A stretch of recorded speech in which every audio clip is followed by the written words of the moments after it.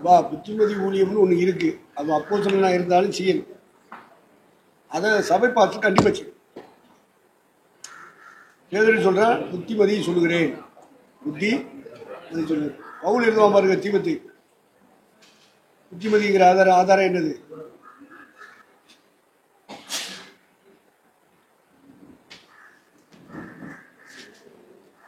நல்ல வேலை, இது 21ஆம் நூற்றாண்டு.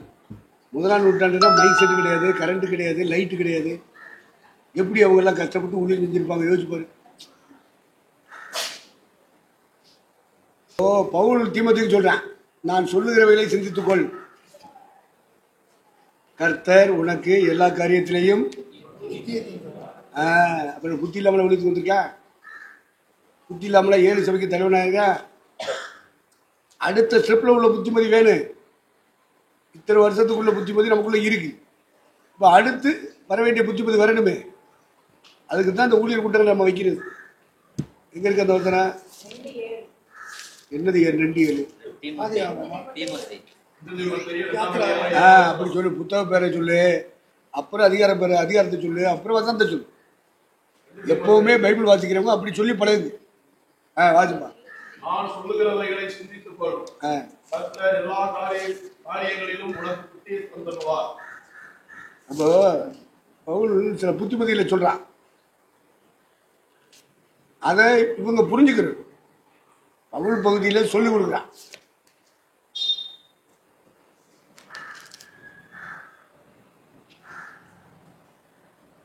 எத்தனாவது வசனம்? 2 தீமோத்தேயு 2:7.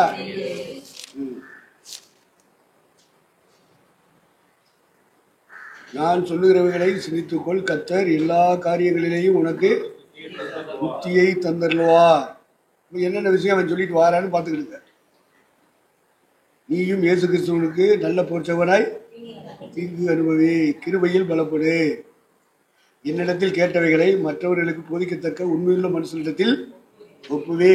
முடிவு என்னன்னா சொல்றான். இதெல்லாம் புத்தி யாருக்கு? பாஸ்டுமாருக்கு, தலைவர்களுக்கு சொல்லிட்டு தான் சொல்றாரு. நான் சொல்லுகிறவர்களே சிந்திச்சுக்கடா. உட்காந்து தனியா உட்காந்து சிந்தி. எழுதுறதோட விட்டுறாது. தனியா உட்காந்து நினைச்சி சிந்தி. நீ தலைமை பார்த்தா இருக்கலாம், 7 சபைக்கு தலைவராக இருக்கலாம், நீ கொம்பனாவே இரு. நான் சொல்லுகிறவர்களே சிந்தி. அப்படி சிந்திக்கும் போது ஒன்று புரிந்து கொள்ளும்படி செய்வார். அண்டர்ஸ்டாண்டிங் கரெக்டாக இருக்கும். மிஸ் அண்டர்ஸ்டாண்டிங் வர்றதுனால தான் நமக்கும் தேவனுக்கும் இடையில நிறைய ஆசீர்வாதம் தடையாக போயிருக்கு. ஆண்டவர் நமக்கு தர முடியல. நம்ம பண்ற ஜெபம் அவர் கேட்க மாட்டேங்குது. அப்ப நம்ம என்ன செய்யணும்? புத்தி வேணும். என்ன வேணும் சொல்லுங்க? புத்தினா என்ன? புத்தினா என்ன? புரிந்து கொள்ளுதல். முதலாவது புத்தினா பல விஷயம் சொல்லலாம். மெயினா உள்ளது என்ன? ஒரு வசனத்துக்கு இதுதான் அர்த்தம்னு எடுத்துடாதீங்க. இவரே பைபிளுக்கு உங்க கையில் இருந்துச்சுன்னா ஒரு எழுத்துக்கு ஒரு அர்த்தம் இருக்கும். ஒரு வார்த்தையில் 5 எழுத்து இருக்குன்னா 5 எழுத்துக்கு 5 அர்த்தம் இருக்கும்பா. அப்படி எழுதி தர்றவர் நம்முடைய ஆண்டவர். ஒன்று தான் பிடிச்சிட்டு இருக்காதீங்க. அதுக்கு தான் நான் சொன்னேன், வசனம் ஃபுல்லாக உங்களுக்கு ஆதியாகமத்திலிருந்து வெளிப்படுத்த விசேஷம் வரைக்கும் தெரியணும். நம்பர் 1. நம்பர் 2, வசனத்துக்கு உள்ளே மறைபொருள் இருக்கும். தீர்க்க தரிசனமா, வரலாறா, சாட்சியாகமா, அந்த உள்ளே இருக்கிறத எடுத்து நாம் படிக்கணும். வெறும் வசனத்தை படித்தா போதாது. ஆதியாகமத்திலிருந்து வெளிப்படுத்த விசேஷம் வரைக்கும் அதை படித்து முடிச்சுட்டீங்கன்னா அடுத்து ஞான அர்த்தம் படிங்க. என்ன அர்த்தம்? ஞான அர்த்தம் படுங்க. அதுக்கு தான் ஆபிரகாமை சொன்னேன். அவன் எடுத்து சொல்கிறான்ல, பவுல் சபைக்கு, கலாத்திய சபைக்கு 2 குமாரர் இருந்தார்கள். ஒன்று ஆகாரு, இன்னொன்று சாரால். அப்போ ஆண்டவர் ஆரம்பத்தில் ஆகாரம் தள்ளினாரு. ஆபிரகாம் காலத்தில் சாராலை வச்சுக்கிட்டாரு. தள்ள சொன்னாரு, தள்ளிட்டான். அடுத்து வச்சுக்கிட்டு சொன்னதை வச்சுக்கிட்டான். எது வரைக்கும்? ஆண்டவர் சொன்னாரு. ஆண்டவர் தான், நீர் தானே சொன்னீர். சொல்லத்தான் செய்வாங்க.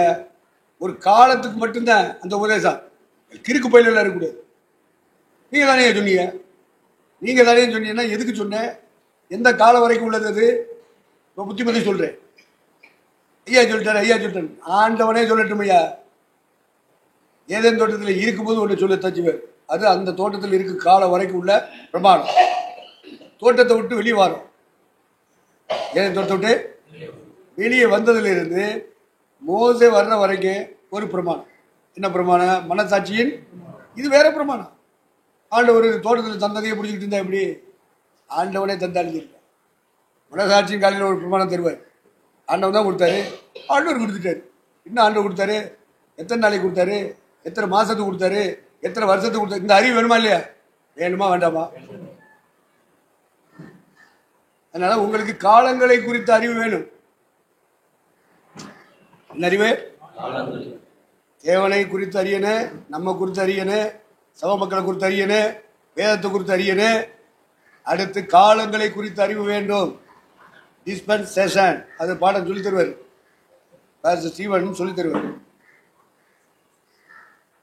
அவர் சொல்லி தராட்டு அவர் சொல்லி தரும்படியான அருள் பாத்திரத்தை சொல்லி ஐயா சொல்லியிருக்குன்னு சொல்லிடுவார். என்ன அறிவு வேணும் ஊழியக்காரங்களுக்கு? சொல்லுங்க ஐயா.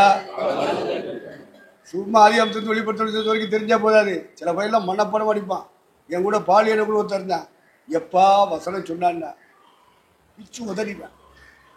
அதில் நிறைய வசனம் இளமையில் படிச்சுட்டான் போது பாலிபத்தில் அப்படியே தலையில் ஒட்டிடுச்சு. அப்படியே எனக்கு ஒரு ஜெபம் அவ்வளோ ஒரே வசனம் தான்.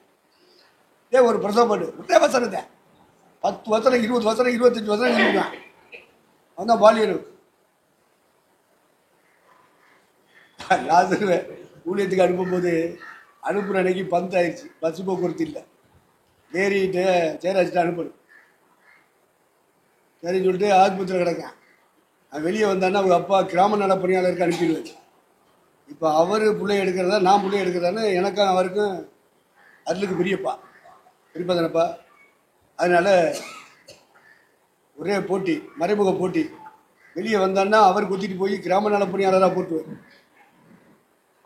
அவன் ஆஸ்பத்திரியில் வந்த உடனே அவன் வீட்டுக்கே போடாமல் அவனை பிடிச்சி பைபிள் காலேஜுக்கு அனுப்பணும். எனக்கு பிள்ளைய நமக்கு எடுக்கணும், பேசினாருக்காக எடுக்கணும். இந்த போட்டி நடந்துட்டு இவன் டிஸ்சார்ஜ் ஆக போகிறான்ற மாதிரி நேரம் வந்துச்சு. அவன் பெரிய அவங்க அப்பா வர்றதுக்கு முன்னாடி நம்ம போயிடும்டா எனக்கு வாடா அவனை உடனே வண்டி ஏற்றி மெட்ராஸ் அனுப்பி எங்கடனா காணாம் அப்படி சொல்லிடணும். எல்லாரும் வீட்டில் காணோம்னு சொல்லிடணும், எங்கிட்ட போயிட்டான் அப்படின்னு. உடனே அவன் சைக்கிள் எடுத்தான். நான் பின்னாடி உட்காந்து அழைச்சிட்டு வரான். ஆஸ்பத்திரிக்கு வெளியே ஆளை அம்மாவை அனுப்பிட்டோம். அவனை இங்கே கூட்டுவா, அவனுக்கு இப்போ துணிமணியெல்லாம் எடுத்து சூட்கேஸில் வைங்க அப்படின்னு அருள் பிரிய மாட்டேன் சொல்லிட்டேன். அது எல்லாம் செட் பண்ணிடுச்சு. ஆஸ்பத்திரி விட்டு வெளியே வந்தால் சாயங்காலம் 6 மணி, 5 to 6 வந்தால் ஒரு பஸ்ஸு காணா. எங்களுக்கு தெரியல, என்னடா பஸ்ஸு இல்லை, இன்னும் ஒரு கார் கூட வருதாடா. அப்படியே தேவோட்ட போய் காரை கொண்டு போய் அப்படியே திருச்சி போய் அப்படியே பிள்ளைய அனுப்பிடுவோன்னு பிளான் பண்ணி வந்தா கார் என்னடான்னு கேட்டால் அன்றைக்கி பந்து. என்ன பண்ணுறேன்னே தெரியல. உங்கள் அப்பா வந்துடுவார். நம்ம ஒன்றுக்கு எப்படி என்ன செய்யறது? ஆண்டவரே ஆண்டவரே. அப்போது எவனாவது ஒரு லாரிக்காரனாவது வரமாட்டானா அப்படின்னு யோசிச்சேன். எனக்கு இங்கேயே ஜோமனு வீட்டுக்கு அனுப்பக்கூடாது. உங்கள் அப்பா வர்ற நேரம் ரோட்லேயே ஜிஹெச்சுக்கு முன்னாடியே பாலிய நோக்க ஜோமனு சொல்லி ஒரு லாரி அது மாதிரியே வந்துச்சு. பார்த்துக்க, கடவுளை கிருமி. உடனே லாரிக்கார நிப்பாட்டி, ஐயா பந்தாகி போச்சு, இவனை கூட்டி அங்கே தேவக்கோட்டையிலே கரைக்குள்ளே இறக்குது, அவனுக்கு போயிடுவான் அப்படின்னு சொல்லி லாரியிலே ஏற்றிவிட்டேன். அப்போது ஏனோக்க ஜோமனு சொன்னோமா, இன்னைக்கு லாசருவை பார்த்த உடனே என்ன சொல்கிறான் ஏனோக்கு, எப்படி நாங்கள் ஜெபம் பண்ணினா நீங்கள் ஊழியத்துக்கு போனிய தெரியுமா அப்படி சொல்றியா? ஆனால் அங்கனையும் வசனமாக தான் சொல்லுவேன். ஜெபம் பண்ணினாலும் சொல்லிட்டா இதே வசனம் தான். டீ கடையில் டீ குடித்தானே வசனம் அப்படியே கெட்டு போவீர்கள். மன திரும்பாமல் போனார். அது காலை நேரம் வேலைக்கு புறப்பட்டு இருக்கிற நேரம் முத சாயா போட்டுக்கிட்டு இருக்கேன். அதெல்லாம் அந்த ஞானம்லாம் கிடையாது. இங்கேருந்து அங்கே பாயிருது, அங்கேருந்து இங்கே பாயிருது. ரேஷன் கடைக்கு போனாலும் இவருக்கு சீக்கிரம் ஜாமான் போட்டு விட்டுருவாங்க. அவர் சொல்லுவார், வாங்கிட்டு போய் இல்லைன்னா ஆரம்பிச்சுடுவான். ஒரே வசனம் பார்த்தாரு. அதனால ஆதி ஆமத்திலிருந்து வெளிப்படுத்த விசேஷம் வரைக்கும் வசனம் தெரிந்திருக்க வேண்டும். ஆனால் பால் எனக்கு வசனத்தோடு நிப்பாட்டிடுவேன். அடுத்து வசனத்தை ஆய்வு செய்ய மாட்டேன். இது எந்த காலத்துக்குரியது, இது வரலாறா, இது பிரமாணமா, இது தீர்க்க தரிசனமா, இது சத்தியமா அப்படின்னு சொல்லி அந்த தோரை அதெல்லாம் தியானிக்க மாட்டேன். இது இப்படி இப்படி படிக்கணும். பைபிள் வசனத்தை மட்டும் மனப்பாடம் பண்ண போதாது. வேணாவது வசனம் புதிய ஏற்பாட்டு வசனமாக மனப்பாடம் பண்ணுறேன். ஜெபம் பண்ணும்போது பிரசவம் பண்ணும்போது சொல்லிடுறேன். சில ஆட்கள் வெறும் வாக்கு தத்துவத்தை தான் மனப்பாடம் பண்ணுறேன். வாக்கு தத்துவத்தை மனப்பாடம் பண்ணிட்டு எப்பா வசூல் சக்கரவர்த்தியாக மாறிட்டான். நீங்கள் எல்லாம் வாக்கு தத்துவத்தை நீங்கள் வாக்கு மனப்பாடம் பண்ணிட்டீங்கன்னா நீங்கள் போகிற இடத்துல ஜெபிக்கும் ஜெபம் பண்ணுவோன்னு சொல்லிட்டு ஜெபம் பண்ணும்போது வெறும் வாக்கு தத்துவ வசனமாக சொல்லிட்டு வைங்க. அடுத்து உங்களுக்கு இன்விடேஷன் வந்துடும்.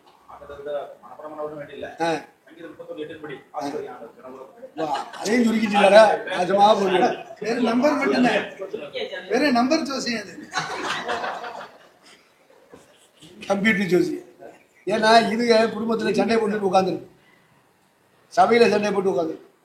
இந்த ஊர் சுற்றி பிரசங்க மாதிரி இருக்காங்கல்ல, அப்படி சொல்லாம தான் நான் அப்படி சொல்கிறேன். இவங்க போய் பிரைஸ்லான் சிஸ்டர் பிரைஸ்லான் பிரதர் அவர்களையும் சொல்கிறது. நான் ஜெபம் இருந்தேன், யாராவது வந்து இப்போ ஜெபம் பண்ண மாட்டாங்க, நீங்கள் கரெக்டாக இவன் வாக்கு தத்தத்தை அடிச்சு விட்டோன்னே அதுக்கு நொந்து வந்து போயிருக்கிற நேரம் உடனே இந்த வாக்கு தத்தங்கள் எல்லாம் அதுக்கு ஆறுதலாக தேர்தலாக கத்தர் தான் உங்களை கொண்டு வருது. நம்மளை மாதிரி ஆளுகிட்ட வந்து கத்தர் தாயே கொண்டு வந்தார். இப்படிப்பட்ட பிரச்சனைகள் இருக்குது. கத்தரே பேசி ஆத்தினாரியா தேத்தினாரேன்னு இதில் திருத்த முடியுமா? திருந்தவே செய்யாது. இது பருவத்துக்கு வராது. அதை நீங்கள் புரிஞ்சுக்கணும். இதா கத்தர் நடத்துறது, இதா பரிசுத்தார் நடத்துறது. அறிவு இருக்கா? இப்படி சொல்லலாமா?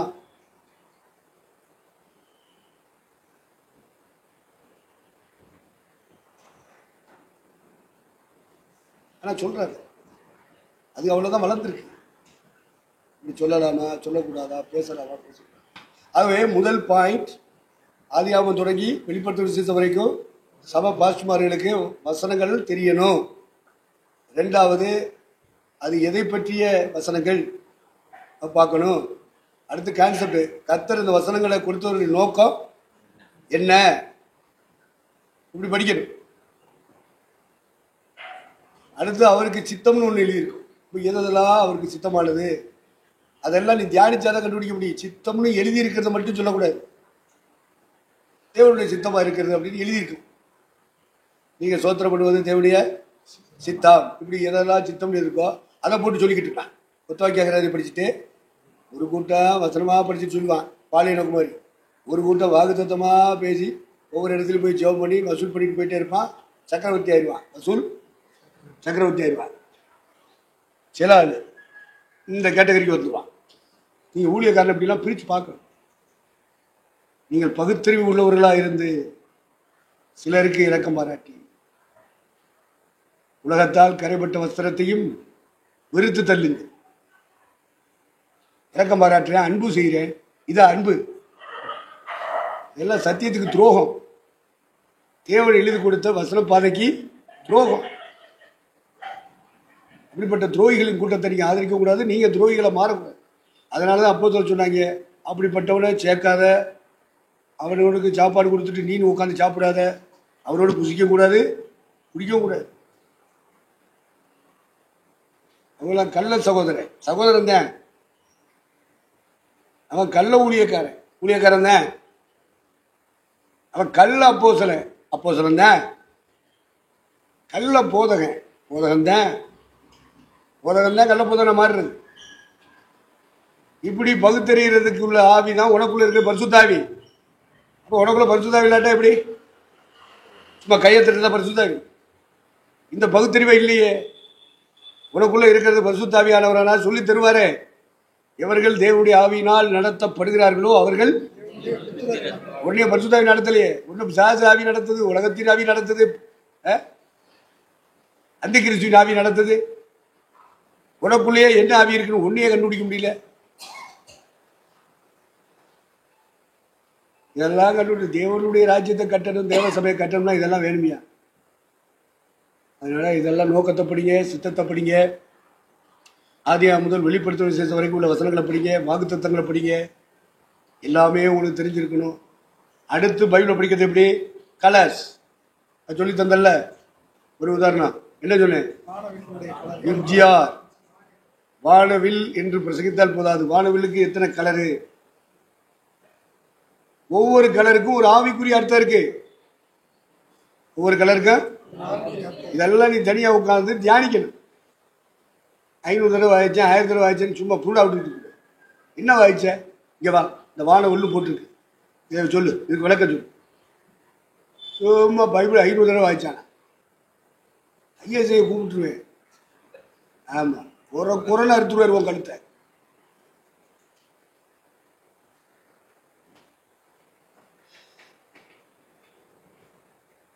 அப்ப கலர்ஸ் அதை பூரா நீங்க எழுதுங்க. என்னென்ன கலர் உங்க கையில் இருக்கிற பைபிள் சொல்லுது அதை பூரா ஒரு நோட்டை போடுங்க. அந்த கலர்ஸை பூரா எழுதுங்க, வசன ஆதாரங்களை எழுதுங்க. அப்புறம் அதுக்கு ஞான அர்த்தம் என்ன அப்படிங்கிறத படிங்க. அதுக்கப்புறம் எண்கள், அளவுகள் கொடுக்கப்பட்டிருக்கும், எண்கள் கொடுக்கப்பட்டிருக்கு. எண்களுக்கு ஒரு நோட்டு போடு, அளவுகளுக்கு ஒரு நோட்டு போடு. இதெல்லாம் நீ படிக்கணுமா இல்லையா? இதெல்லாம் இந்த பிடிஹெச் எம்டிலாம் சொல்லி தெரியலப்பா. குளிக்கிற மொழியை பார்த்து அது பே முடி, சாதாரண மொழி இல்லை. சொல்லி தெரியலா? உங்க பிடிஹெச்ல இருக்கா? உங்க எம்டியில் இருக்கா? எங்க இருக்கு சொல்லு, அந்த சிலபஸை காட்டு. இப்படி கையை காமிக்கிறது. எங்க இருக்கு? என்ன கொடுத்த? என்ன கொடுத்த நீ? அப்போ பைபிள் எப்படி படிக்கணும்? முதல்ல நம்பர் 1 ஆதியாகமம் முதல் வெளிப்படுத்துற விசேஷம் வரைக்கும் வசனங்களை நீங்க படிக்கணும், மனசுல கொண்டு வரணும். இப்போ இன்னென்ன விஷயம் இந்த பைபிளுக்குள்ள இருக்கு. பைபிளுக்கு வெளியே 1000 சொல்லுவாங்க, அது இருக்கட்டும். இது பைபிளுக்குள்ள என்ன இருக்குங்கிறத பைபிளை தூக்கி பிரசவம் பண்ற ஊழியக்காரன் அணிஞ்சிருக்கேன். நம்பர் 1 என்னைய வாழ்க்கையில கிராஸ் பண்ணதை தான் உங்கள்கிட்ட பேசிட்டு இருக்கேன். சும்மா வெறும் பைபிளை படிச்சு பேசல, 45 வருட கால வாழ்க்கையை இணைச்சு தான் உங்களோட பேசிட்டு. அதை நீங்க புரிஞ்சுக்கணும். இப்போ நம்பர் 1 பைபிள் படிக்க வேண்டிய முறையில் ஆதியாகமத்திலிருந்து வசனங்கள், இன்னென்ன வசனங்கள் இந்த நான் வச்சிருக்கிற பைபிளில் இருக்குங்கிற அறிவு வேணும். 1. 2வது, ஆமா, அந்த வசனங்களுக்கு உள்ள ஒரு மறைபொருள் இருக்கு. வசனங்களுக்கு உள்ள மறைபொருள் இருக்கு. அந்த மறைபொருளை படிக்கணும். அதில் தான் ஞான அர்த்தங்கள்லாம் படிக்கிறது. அப்போ வரலாற்றில் ஞான அர்த்தம் இருக்கு. ஆபிரகாம் கல்யாணம் முடிச்சதும் பிள்ளைகளை பெற்றதெல்லாம் நமக்கு சத்தியமாக மாறுது புதிய ஏற்பாட்டுக்கு. புதிய ஏற்பாட்டுக்கு அப்போ அதுக்குள்ளே இருந்து அவன் கல்யாணம் முடிச்சான் அப்படியாக்கு இப்படியாக்குன்னு போட்டு பேசிட்டு இருக்காம அதுல இருந்து ஒரு சத்தியம் எடுக்கிற பத்தியில் அதான் பரிசுத்தாவி. அப்போ மூத்த பொண்டாட்டி இளைய பொண்டாட்டி 2 பேருக்கும் ஆளுக்கு ஒரு பிள்ளை தான். இந்த 2 பிள்ளைய வச்சு ஒரு சத்தியத்தை சபைக்கு பேசுறேன். பேசிட்டு அடுத்து 2 பொம்பளையிலையும் பேசுறேன். அந்த பொம்பளைய தள்ளிட்டான். மூத்த பையனை முதல் பையனை பெற்று போட்ட ஆகாரை தள்ளி விட்டான். அவருடைய பிள்ளையவும் தள்ளி விட்டான். அதுக்கடுத்து சாரால் கையில் வச்சுக்கிட்டான். எது வரைக்கும் சாராட கையில் வச்சிருக்கணும்? அதைத்தான் கீழே எழுதுறான். அநாத பிள்ளை, அநாத ஸ்திரீக்கே பிள்ளைகள் அதிகம் அப்படின்னு ஒரு வசனம் படிச்சீங்களா? அது எங்க இருக்கு? கலாத்தியர் 4.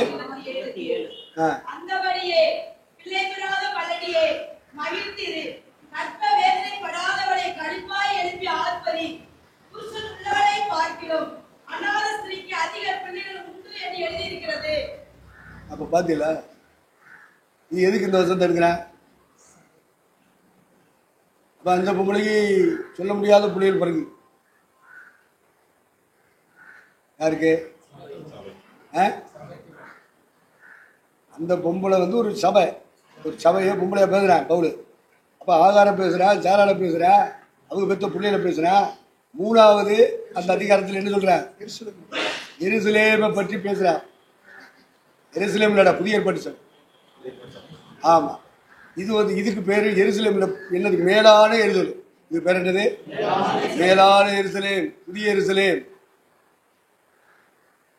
அப்போ இந்த மேலான எருசலேம் என்று சொல்லும் பொழுது அது புதிய ஏற்பாட்டு சபை, நியூ டெஸ்டாமெண்ட் சர்ச், புதிய ஏற்பாட்டு சபை.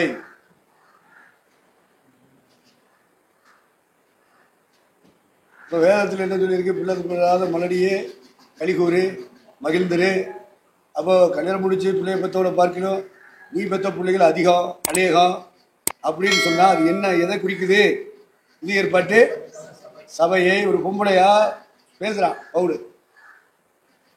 இப்போ ஆகார தள்ளி விட்டாரு ஆண்டவர், தள்ள சொல்லிட்டாரு, தள்ளிட்டா. ரெண்டாவது சாரால். இந்த சாராலும் சாராளுடைய குமாரனும் எதை காமிக்குது? நியாய பிரமாணத்தை காமிக்குது. எதை காமிக்குது? சாரால் இருக்கிற காலத்தில் ஆகார் தான் தள்ளப்பட வேண்டியது, ஆகாருடைய பிள்ளை தள்ளப்படும். சாராளுடைய பிள்ளையை அங்கீகரிக்கப்பட்டது சொல்லிட்டு அடுத்து சொல்றா, எப்ப ஆகார சாராலும் ஆபிரகாமும் சேர்ந்து தள்ளினது போல இந்த நியாய பிரமாணத்தின்படி ஒரு சபை உண்டாக்கப்பட்டது. அதான் பழைய ஏற்பாட்டு சபை, அதான் யூத சபை. இந்த யூத சபையை ஆகார தள்ளு மாதிரி நினைச்சிட்டாரு, தள்ளிட்டாரு. ஆகாருடைய மகன் இஸ்மவேல் அவனை புறம்ப தள்ளி போட்டது போல தள்ளி போட்டாரு அப்படின்னு ஒரு சத்தியத்தை எடுத்து பேசுறாரு. அப்ப சாராளு ஆகார் காலத்துல தான் அங்கீகரிக்கப்பட்டிருந்தா. அவளும் அவ பிள்ளைகளும் இருக்கிற இடம் தான் பழைய ஏற்பாட்டு சபை, நியாயப்பிரமாணத்தின்படி உள்ள சபை. இந்த சபையை சாராளுக்கு ஒப்பிட்டு ஆகார் இருக்கிற காலத்தில் பேசிட்டு அடுத்த ஆகாருடைய பிள்ளையை தள்ளிப்பட்டது போல இந்த சாராளையும் சாராளுடைய பிள்ளைகளையும் என்ன செஞ்சாரு? தள்ளி போட்டார். இந்த சத்தியம் புதிய ஏற்பாட்டுக்காரங்களுக்கு தெரிஞ்சிருக்கு. எதுக்காக தள்ளி போட்டாரு சொல்லு? எதுக்கு தள்ளினாரு? எப்படி சாராளை அங்கீகரிச்சுட்டு ஆகார தள்ளினாரோ அது மாதிரி சாராளை தள்ளிட்டு சாராளுடைய பிள்ளைகளையும் தள்ளிட்டு புதிய எருசலேம் என்று அழைக்கப்படுகிற, மேலான எருசலேம் என்று அழைக்கப்படுகிற நியூ டெஸ்டாமெண்ட் சர்ச், புதிய ஏற்பாட்டு சபையை ஆண்டவர் அங்கீகரித்தார். இதான் சத்தியம். 4ஆம் அதிகாரத்தில் சொல்லப்பட்ட சத்தியம் தான். புரியுதா? என்ன புரியுது? என்ன புரிஞ்சு? இப்ப எல்லாருக்கும் சொல்லித்தான்.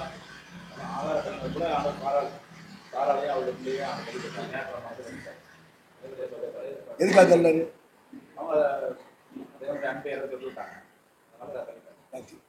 நான் என்ன சொல்லி கொடுத்தேன்? ஏதுன்னு சொல்லி கொடுத்தேன். அவன் லேதுங்க.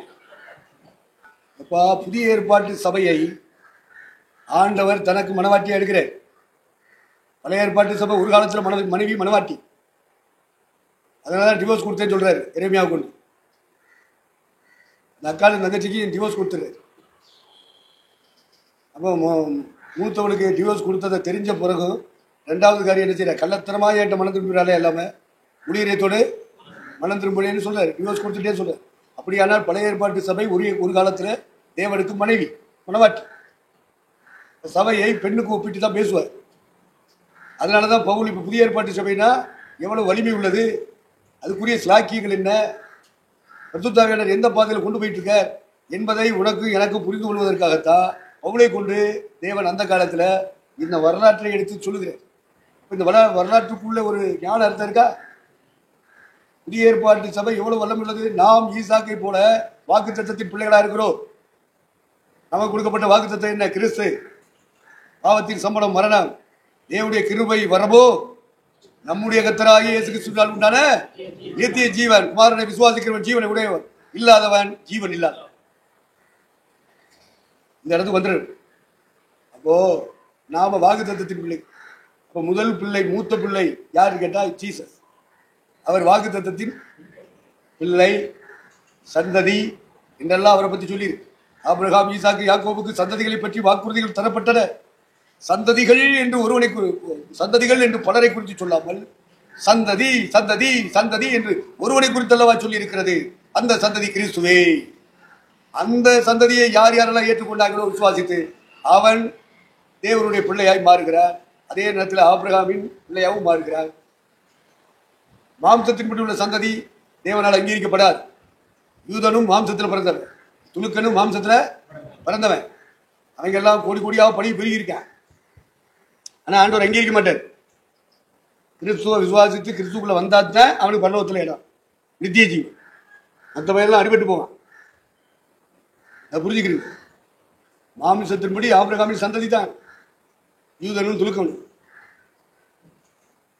இஸ்மவேலனும் ஈசாக்கு. இந்த 2 பிள்ளைகளை வச்சு பவுலடியார் திருச்சபைக்கு ஒரு சத்தியத்தை கொண்டு வர. ஆனால் ஒரு காலத்தில் நினைச்சேன், ஆபிரகாமுக்கு 2 மனைவிகள் இருந்தாங்க, 2 குமாரர் இருந்தாங்க, இருந்துட்டு போட்டு நமக்கு என்ன, எதுக்கு இதெல்லாம் போட்டு பேசுகிறான் பவுலு. நம்ம வளர்ந்து வளர்ந்து வரும்போது தான் தெரியுது, வேதத்தில் வேத அறிவில் வளர்ந்து வளர்ந்து வரும்போது தான் தெரியுது, அடாடா சபையை குறித்து சத்தியமாக சொல்லியிருக்கேன், நம்ம விளங்காமல் பேசியிருக்கோம் அப்படின்னு நமக்கு உணர்வு வருது. அது மாதிரி வளர்ந்தா தான் நம்ம ஒழுங்காக பேசுவோம், இல்லாட்டா ஒழுங்கினமாக தான் பேசுவோம்.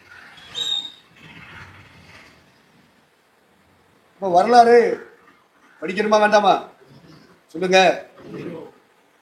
வரலாறுகளை படிக்க.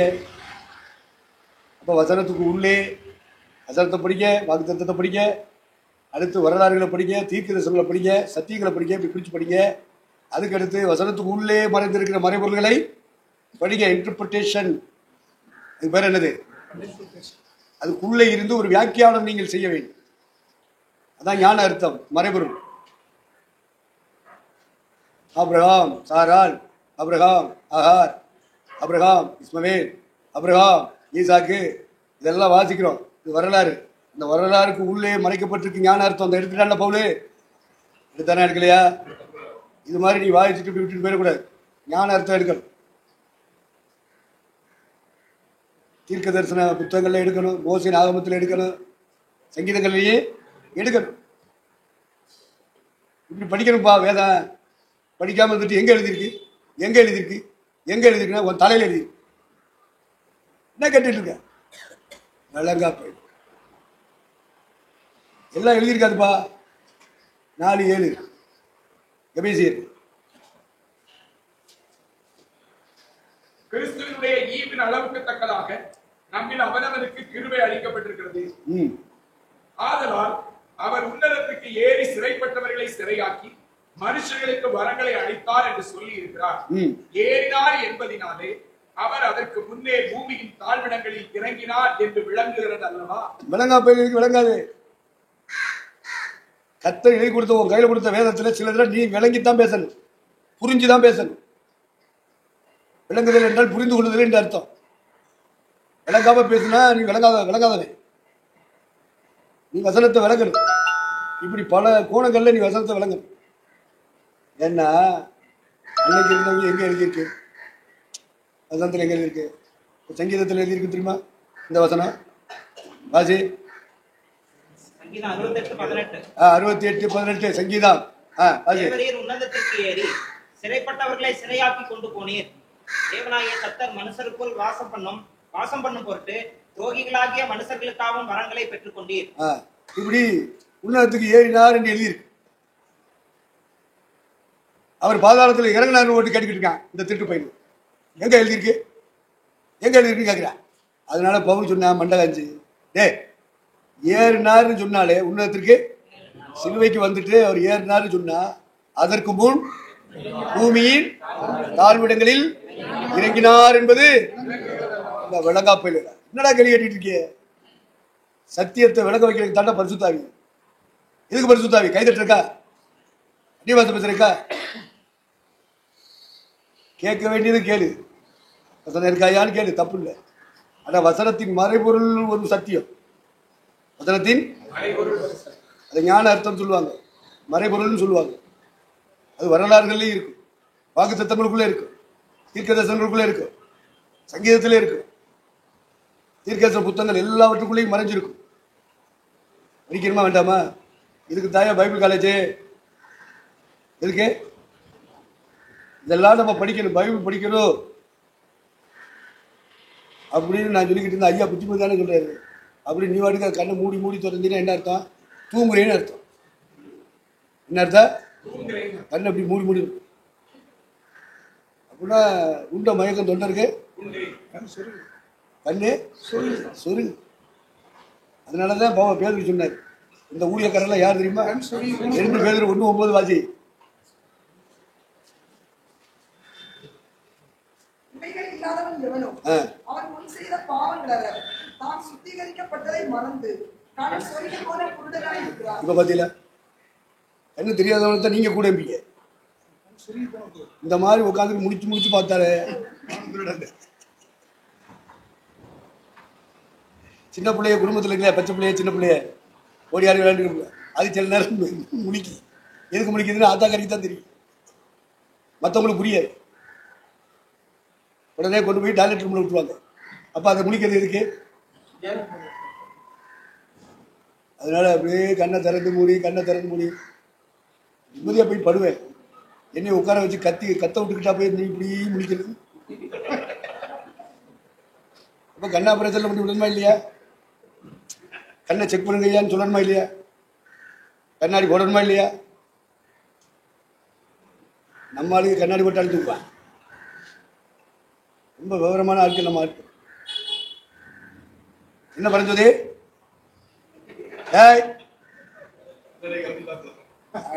கண்ணாடியை கழட்டிட்டா நான் சுத்தவாட்டி சொல்றதா? இந்த குச்சியை பிடிச்சிக்கிட்டு நின்று கத்தருக்கு சோத்துறா. உள்ளதை உள்ளதென்றும் இல்லதை இல்லதென்றும் சொல்லுகிறவன் தான் பரிசுத்தவான். அவன் தான் பருவத்துக்கு போவான். ஒளிவு மறைவு நம்ம வாழ்க்கையில இதுவரைக்கும் இருந்திருந்தாலும் இனி வரக்கூடாதுன்ற நிலையில தான் நம்முடைய ரன்னிங் இருக்கணும். Spiritual running. ஒளிவு மறைவு இல்லாதபடி கிடைச்சேன்னு ஓடிக்கிட்டு இருக்கு. அப்பதான் நம்ம தேவனுடைய ராஜ்யத்துக்குள்ள போக முடியும். ஆகவே வேதத்தை புரிந்து கொள்ளுதல் என்றால் எத்தனை ஆங்கிள் புரிஞ்சுக்கிறோன்னு பாருங்க. அப்ப ஏறினார் என்று ஒரு வசனம் இருக்கு பைபிள்ல. ஏன்னா அவங்கள்ட்ட புதிய ஏற்பாட்டு சபைக்குள்ள வந்த அத்தனை பேருக்குள்ளேயும் 1ஆம் நூற்றாண்டுல இருந்தது. நம்ம கையில இருக்கிற புதிய ஏற்பாட்டு பைபிளே கிடையாது. அவங்க கையில இருந்த பைபிள், இயேசுநாதரா இருக்கட்டும், பவுலா இருக்கட்டும், பேதுருவா இருக்கட்டும், அவங்க காலத்துல வச்சிருந்த பைபிள் என்ன தெரியுமா? ஆதியாகமத்தில இருந்து மல்கியா வரைக்கும் அவங்க புதிய ஏற்பாடே எழுதல, எல்லாம் பழைய ஏற்பாடு. இதைத்தான் உயிர் திறந்த போது சீடர்களை கூப்பிட்டு சொன்னாரு, டே போயிட்டு வாங்கடா, 3 வருஷம் உங்களுக்கு சொல்லி கொடுத்தனடா, என்ன சொல்லி கொடுத்தீரு? நம்ம எல்லாம் கேட்பான்ல, அவன் கேட்டானா கேட்கலே தெரியல. லூக்கா 24:44. அவர்களை நோக்கி, மோசேயின் நியாயப்பிரமாணத்திலும் தீர்க்கதரிசிகளின் ஆகமங்களிலும் சங்கீதங்களிலும் என்னை குறித்து எழுதியிருக்கிறவைகளை எல்லாம் நிறைவேற வேண்டியதென்று நான் உங்களோடு இருந்த போது உங்களுக்கு சொல்லி கொண்டு வந்த விசேஷங்கள் இவைகளே என்றார். பாத்தீங்களா? அப்ப எதெல்லாம் சொல்லி கொடுத்திருக்காரு சீசர்களுக்கு? மோசே நியாயப்பிரமாணம் சொன்னா எத்தனை புத்தகம்? 5 புத்தகம் சொல்லுங்க. எல்லாம் சொல்லி தருவாங்க. பைபிள் காலேஜில் எல்லாம் சொல்லி தருவாங்க. மோசேயின் ஆகமங்கள் என்று சொன்னால் 5 ஆகமங்கள். சொல்லுங்க என்னென்ன?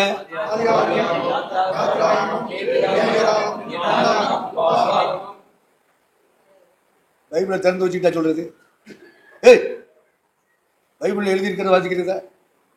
இதெல்லாம் மனப்பரமா சொல்ல வேண்டியமா? பாசுமாரு பைபிளை திறந்து வச்சுக்காங்க அப்படின்னா 100 தடவை நான் வாசிப்பேன். தமிழ சொல்லணும். 5 ஆகமங்கள், 5 பெயர்களை சொல்லணும். ஒரு பாஸ்டர் இருக்கிறதா தெரியும். அடுத்து என்ன புத்தகம்? தீர்க்கதரிசன புத்தகங்கள். இப்ப நம்ம கையில எத்தனை புத்தகம் இருக்கு சொல்லு? எத்தனை புத்தகம் இருக்கு உங்க கையில? தீர்க்கதரிசன புத்தகம் எத்தனை இருக்கு? அதெல்லாம் கேட்கக்கூடாது. கேட்டீன்னு வைங்க தூக்கம் வந்துடும். என்னங்கப்பா இத்தனை வருஷம் ஊழியம் செய்ய சொல்ல வேண்டாமா? மொத்தம் எத்தனை புத்தகம் தீர்க்கதரிசன புத்தகம்? எத்தனை? இப்ப 31 12. நாங்க எதை பிடிக்க? ஒரே ஐக்கியத்துக்குள்ள இருந்துகிட்டு இப்படி 2 கருத்தை சொல்லிக்கிட்டு இருந்தா இப்படி சொல்லு. நீ எத்தனை வருஷம் பைபிள் காலேஜ் நடத்திருக்க? சொல்லு. எண்ணிக்கை தெரியல. சரி, என்னென்ன புத்தகம் சொல்லு, நாங்க எண்ணிக்கிறோம். ஒரு ஆள் என்ன சொல்லு. அது அவங்க எண்ணிக்கிடுவாங்க. நீங்க சொல்லுங்க. அதெல்லாம் சொல்லக்கூடாது.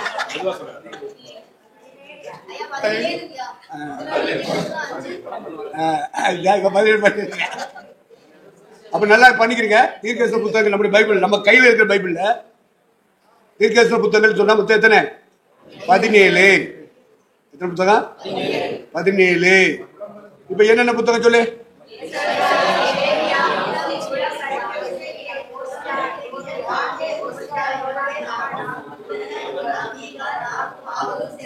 நீ ஏன் நிறுத்தி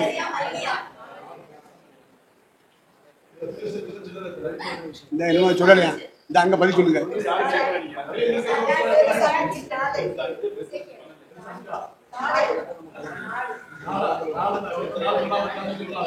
ஏய் நல்லா கவனி ஏதாவது சத்த திரும்பாட்டு. ஏசாயா, எரேமியா, எசேக்கியேல், தானியேல். அப்போ எத்தனை? ஏசாயா, எரேமியா, எசேக்கியேல், தானியேல். இது 4 பெரிய தீர்க்கதரிசி எழுதிக்கிறீங்க. எத்தனை தீர்க்கதரிசி? பெரிய தீர்க்கதரிசி. சின்ன தீர்க்கதரிசின்னு சொல்லும்போது எத்தனை வருது? எத்தனை? அப்ப 12 4 16. ஏன் இறப்பா? 12 4 12 பிளஸ் 4 மொத்தம் எத்தனை? இதுல புலம்புலையும் சேர்த்துக்கிறீங்க. புலம்புல சேர்த்தா 17 வருதா? இப்படி சேர்த்து படிக்கணும். 17 புத்தகங்கள் மொத்தம் எத்தனை? 4 பெரிய தீர்க்கதரிசிகள், 12 சிறிய தீர்க்கதரிசிகள். மொத்த தீர்க்கதரிசி புத்தகம் புலம்புலையும் சேர்த்து 17. இப்படி கணக்கு போட்டுக்கிறீங்கப்பா.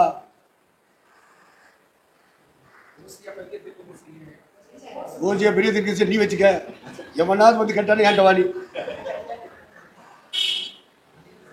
எங்களுக்கு மேல உள்ளவங்க என்ன சொல்லி கொடுத்தாங்களா? பெரிய பரிசுத்தம் வாங்க. அதைத்தான் நாங்க சின்ன பரிசுத்தவான்னு பேசுவோம்.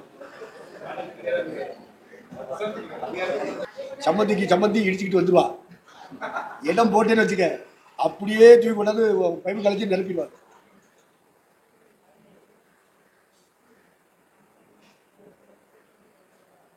ரைட். நம்ம பைபிள் படிக்க வேண்டிய methods, Bible reading and methods, way of the methods, angle of the methods. எந்தெந்த ஆங்கிளில் நம்ம படிக்கணும்? ஒரு சர்ச் பாஸ்டர் அப்படின்னா அதான் நான் சொல்லிக்கிட்டு இருக்கேன். புத்திமதிங்கிற பேரில் உங்களுக்கு சொல்லிக்கிட்டு இருக்கேன். இந்த 4 நாட்களா 5 நாட்களா அதான் பேசிட்டு இருக்கேன். வாழ்க்கைக்கு பிரயோஜனமானவே பேசிட்டு இருக்கேன். இப்போ தான் பைபிள் எப்படிலாம் படிக்க வேண்டியிருக்கு அப்படிங்கிறத நான் உங்கள்கிட்ட சொல்கிறேன். அதில் ஒன்று, பைபிளில் படிச்சிடணும். அது முதல் வெளிப்படுத்துகிற விசேஷம் வரைக்கும் புதிய ஏற்பாட்டு மெய்ப்பர்கள் படிச்சிடணும். அதை புரிஞ்சுக்கிறீங்க. அதுக்கடுத்து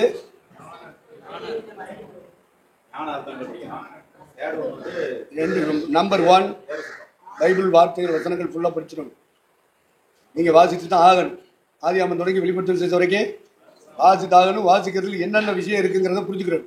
அதான் வாசிக்கிறது. 2வது கான்செப்ட், கர்த்தருடைய கான்செப்ட் என்ன, எதுக்காக இந்த வசனத்தை கொடுத்தார், அதை நீங்க கர்த்தருடைய கான்செப்டை புரிஞ்சு நீங்க ஒரு கான்செப்டை புரிஞ்சுக்கிறீங்க. அது தப்பு. That is wrong. உன் நினைவுகள் என் நினைவுகள் அல்ல. நீங்க வசனத்தை எப்படி புரிஞ்சுக்கிறீங்களோ அந்த கான்செப்ட்ல கர்த்தர் எழுதவே இல்லை. ஆனா நீங்க பிரச்சனை பண்ணிட்டு இருக்கீங்க. அதை அறியாமல் செய்யறதுனால கர்த்தர் நமக்காக ஒரு பரிந்து பேசுவார். இதாவே சிலுவையில் இருக்கும்போது அவங்க இப்படிலாம் செஞ்சாங்க, இவர்கள் அறியாமல் செய்கிறார்கள், இவர்கள் பாவங்களை மன்னின்னு கேட்டேன். இப்போ செத்து உயிர் தந்து இப்போ வந்து உட்காந்துருக்கேன். இப்போ உள்ளவங்க பூரா சபையில் உட்காந்துக்கிட்டு அவவே விருப்பப்படி பைபிள் எடுத்துறேன் பேசிக்கிட்டு இருக்கேன். அறியாமல் செய்கிறார்கள் பிதாவே இவர்களுக்கு மன்னியும்னு ஒரு ஜெபத்தை அவர் இப்பவும் ஏறெடுத்துக்கிட்டு இருக்காரு. அதனாலதான் நம்மளாம் இப்போ உட்காந்துருக்கோம். அதுக்கும் ஜெபம் பண்ணிட்டு இருக்காரு. எதுக்கு? நம்ம வியாக்கியானம் பண்றது, நம்ம வசனத்துக்கு ஒரு அர்த்தம் கொடுக்கிறது, இதெல்லாம் தேவனுடைய சிந்தனைகளுக்கு மாறாது. அதுக்கு சேர்த்து அவர் ஜெபம் பண்ணிட்டு இருக்கார். சகோதரரே, நீங்கள் பாவம் செய்யாதபடிக்கு இவைகளை ஒருத்தன் பாவம் நிறுத்திட்டான்னா 2:1 முனியவான். நீங்கள் பாவம் செய்யாதபடிக்கு இவைகளை உங்களுக்கு எழுதுகிறேன். ஒருவன் பாவம் செய்வானானால் நீதிபரராய் இருக்கிற இயேசு கிறிஸ்து நமக்காக பிதாவினிடத்தில் பரிந்து பேசுகிறவராய் இருக்கிறார். பாத்தீங்களா? பாவம் செய்யக்கூடாது, தப்பான வியாக்கியானம் பண்ணக்கூடாது. நீங்க பாவம்னு சொன்னா நீங்க விபச்சாரத்தையும் திருடுறதையும் தான் சொல்பீங்க. அது உலகத்தானுக்கு. ஆவிக்குரியவர்களாகிய உங்களுக்கு எனக்கும் அது இல்லை. அது அது அதை விட்டு மேலான பிரமாணம். அதான் கிருபையின் பிரமாணம், ஆவிக்குரிய பிரமாணம். நினைச்சாலே பாவம், யோசித்தாலே பாவம். அவர் எழுதி கொடுத்த பைபிளை தப்பா வியாக்கியானம் பண்ணா பாவம். அதனாலதான் கான்செப்டை புரிந்து கொள்ளுங்கள். நீங்கள் வாசிக்கும் பொழுது என்னென்ன விஷயம் இருக்கு என்பதை புரிந்து கொள்ளுங்கள். நம்பர் 1. நம்பர் 2, கர்த்தர் என்ன நோக்கத்தில் இந்த வசனத்தை தந்தார், நோக்கத்தை புரிந்து கொள்ளுங்கள். நம்பர் 2. நம்பர் 3 என்ன சொன்னேன், ஞான அர்த்தத்தை கண்டுபிடிங்க, மறைபொருள்களை கண்டுபிடிங்க. இது நம்பர் 3. நம்பர் 4, அவருக்கு சித்தமானது என்ன, எதெல்லாம் அவருக்கு பிரியமானது, எதெல்லாம் அவருக்கு சித்தமானது. இவன் பவுல் சொல்லுவான், ரோமர் 12:1-2 வாசிங்க. அப்படி இருக்க சகோதரரே, நீங்கள் உங்கள் சரீரங்களை பரிசுத்தமும் தேவனுக்கு பிரியமுமான ஜீவ பலியாக ஒப்புக் கொடுக்க வேண்டும் என்று தேவனுடைய இரக்கங்களை முன்னிட்டு உங்களை வேண்டிக் கொள்கிறேன். இதுவே நீங்கள் செய்யத்தக்க புத்தியுள்ள ஆராதனை. நீங்கள் இந்த பிரபஞ்சத்திற்கு ஒத்த வேஷம் தெரியாமல் தேவனுடைய நன்மையும் பிரியமும் பரிபூர்ணமுமான சித்தம் இன்னதென்று பகுத்தறியத்தக்கதாக உங்கள் மனம் புதிதாகிறதினாலே மறுரூபமாகுங்கள். அப்போ பாஸ்குமார்களாகி நம்முடைய மனசு இருந்துச்சுன்னு டெய்லி ரூபாந்திரப்பட்டுக்கிட்டே இருக்கு. தினமும் நமக்குள்ள இருக்கிற பரிசுத்தாவியான நம்ம கையில் இருக்கிற பைபிள் நம்முடைய மனதை புதிதாகிக்கிட்டே இருக்கணும். பழசையே பிடிச்சிக்கிட்டு இருக்கக்கூடாது. மனம் திரும்பணும், மறுரூபமாகணும். இதெல்லாம் உங்களுக்குள்ள பரிசுத்தாவி இருந்தா நடக்கும். அதான் பரிசுத்தாவி, கை தட்டுறது இல்லை. பழைய அறிவுகள் மாறி புதிய அறிவுகள் உண்டாகணும். பழைய உணர்வுகள் மாறி புதிய உணர்வுகள் உண்டாகணும். உண்டாகணும்னா அவருடைய நன்மை, எதெல்லாம் நன்மையான சித்தம், அவருடைய சித்தத்தில் நன்மைன்னு சொல்லி எழுதியிருக்கு, அதெல்லாம் நம்ம படிக்கிறோம். நன்மையும் பிரியமும். கர்த்தருக்கு பிரியமானது எது? நான் இவங்களோட பேசுறது அவருக்கு பிரியம் தானா? இவங்களை ஃப்ரெண்ட்ஷிப் பார்க்கறது பிரியம் தானா? இந்த ஊழியம் செய்யறது அவருக்கு பிரியம் தானா? இதெல்லாம் நீங்க கண்டுபிடிக்கணும். ஊழியம் செய்யறேன்னு ஆசைப்பட்டு ஊழியம் செய்யக்கூடாது. அவருக்கு பிரியம் தானான்னு பாரு. ஊழியம் செய்யறது அவருக்கு பிரியம் தானா? நன்மையும் பிரியமும். அடுத்து என்னது? பரிபூர்ணமான சித்தம். அதுதான் முடிவு புரிந்த நிலைப்போட ரட்சிக்கப்படுவார் சொல்றது. பரிபூரணத்துக்கு எதுவாக நம்முடைய ஊழிய வளர்ச்சி, நம்முடைய சரீர வளர்ச்சி, நம்முடைய அறிவு வளர்ச்சி. ஆவி வளரணும், அறிவு வளரணும், சரீரமும் வளரணும். அதுதான்டா வளர்த்தி. ஆளு வளரணும், அறிவு வளரணும், அதுதான் வளர்த்தி. ஆசையோடு பெற்று எடுத்தல்ல, ஈண்டெடுத்தல்ல, அவன் மகிழ்ச்சி அடையபடியா இருக்கணும். அதுதான் வளர்ச்சி. சின்ன பயலே செய்தி கேளடா. நான் சொல்ல போகும் வார்த்தைகளை கொஞ்சம் நான் சொல்லுகிறவளை சிந்தித்துக்கொள், எண்ணி பாருடா. அதுலதான் ஒரு வரி எழுதுவான், ஆளு வளரணும், அறிவு வளரணும், அதுதான்டா வளர்த்தி. இப்ப நம்முடைய ஆவி வளர்ச்சி உண்டாக வேண்டுமானால் நமக்குள்ள இருக்கிற பரிசுத்தாவியானவர் டெய்லி ரூபாந்திரப்படுத்தணும். நம்ம கையில இருக்கிற பைபிள் வசனங்கள் டெய்லி நம்முடைய மனதை என்ன செய்யணும்? புதிதாக்கணும். பழைய நினைவுகள், பழைய எண்ணங்கள் மறையணும். பழைய ஆசைகள், பழைய விருப்பங்கள், பழைய இச்சைகள் மாறணும். இதெல்லாம் நடக்குதான்னு பாருங்க. அதனால சொன்னேன், இது நடந்தா உங்களுக்குள்ள பரிசுத்தாவி இருக்காரு. இது நடக்கலைன்னா வேற ஆவி இருக்கு.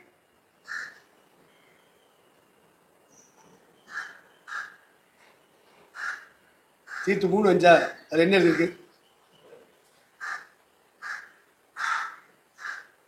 நான் செய்த நீதியின் கிரியை நிமித்தம் அவர் நம்மை ரட்சியாமல் நமது இரக்கத்தின்படியே மறுஜென்மம் உடுக்கினாலும் பரிசுத்த ஆவியினுடைய புதிதாக்குதலினாலும் நம்மை ரட்சித்தார். சரி சரி.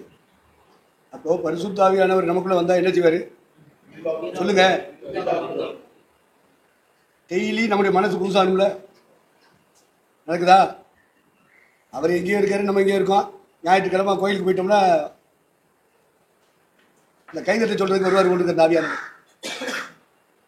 2 பாசம் வைக்கிறதுக்கு மட்டும்தான் இந்த ஆவியான வர. சிலர்லாம் அமைதியாக இருந்த அப்படி செத்தவங்க கையில் வெத்தலாக கொடுத்த மாதிரி நீ தட்டுற ஒன்றும் தட்டாம இரு, இல்லைன்னா நீ என்ன செய்ய வேகமா தட்டு. சில ஆள் தட்டி குதிச்சு அந்த கிட்டத்தையே அனுபவம் இது கோளாரப்படுத்திட்டான், புதிய பரபரப்புட்டேன். அவெல்லாம் குதிக்கிறாளுங்க, வேகமாக கைதட்டு இருக்காள். அந்த கூட்டத்தில் போயிட்டு என்ன செய்ய? அதனால குமாரதாசியால என்ன செய்வாருன்னா இறங்கி போய் முட்டையா கொட்டு, உடனே வரும் பரிசுத்தாவி எங்க இருந்து வருது. அது முதல் ஆளு பொன்முடி அவங்க அண்ணே, அவங்க மச்சினே, இவங்க எல்லாம் ஒரு செட்டு. பாம்பேல போய் பாம்பே அபிஷேகம் பண்ணிட்டு வந்தாங்க. என்னமோ பொன்முடி ஐயா மட்டும்தான் தப்பி நிற்கிறேன், மற்ற 2 ஆளும் வேற மாதிரி போயிட்டு அங்க கொட்டி விடுவார். அப்போ கொட்டின உடனே பரிசுத்தாய் வருது. அப்போ இந்த மாதிரி இப்படி கையை வச்சுக்கிட்டு செத்தவங்க கையில் வெத்தலா கொடுத்த மாதிரி இப்படியெல்லாம் சிலர் கூட்டங்கள்ல இருக்காங்க. சிலாவது அந்த இடத்த கலவரமாக்கிடுறான், குதிச்சிட்டு பண்ணிடுறான். சில ஆளுகள் வேகமாக பரிசுத்தாய் வந்தோடனே வேகமாக நினைச்சாங்க, கதவை திட்டுறாங்க, கையை தட்டுறாங்க, அடிய பார்த்தா பேசுறாங்க. எல்லாம் ஒரு ஆராதனை நடக்குது.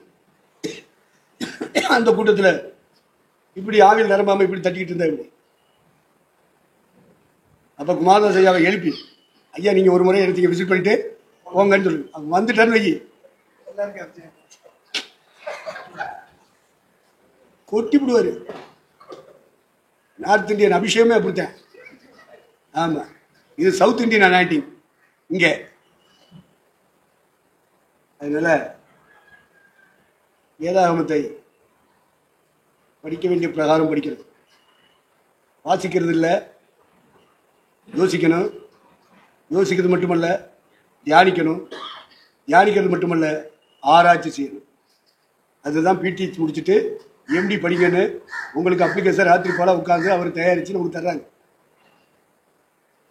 வேதம் படிக்கிறதுக்கு ஒதுக்குறமையா? இன்டர்நேஷனல் பைபிளில் டாக்ஸ்னு ஒன்று இருக்கு, ஸ்காஃபீல்டுன்னு ஒன்று இருக்கு, தாம்சன் ஒன்று இருக்கு. அகில உலகத்திலும் திருச்சபைகள் மத்தியில் என்ன சத்தியங்கள் பேசப்படுகிறது வேதாகமத்தின் அடிப்படையில் அப்படின்றத இந்த 3 பைபிளும் தெளிவாரு பேசு. அவங்களுக்குள்ளேயே சில முரண்பாடு இருக்கும், அது வேற. இந்த 3 வேதாகம சத்தியங்களை படிச்சிட்டீங்கன்னா அகில உலக நாடுகளுக்கு நீங்க போகும்போது ரொம்ப லேசா பேச முடியும், பிரசவம் பண்ண முடியும். அதுல ஒரு பைபிள் எழுது டெக்ஸ்ட்,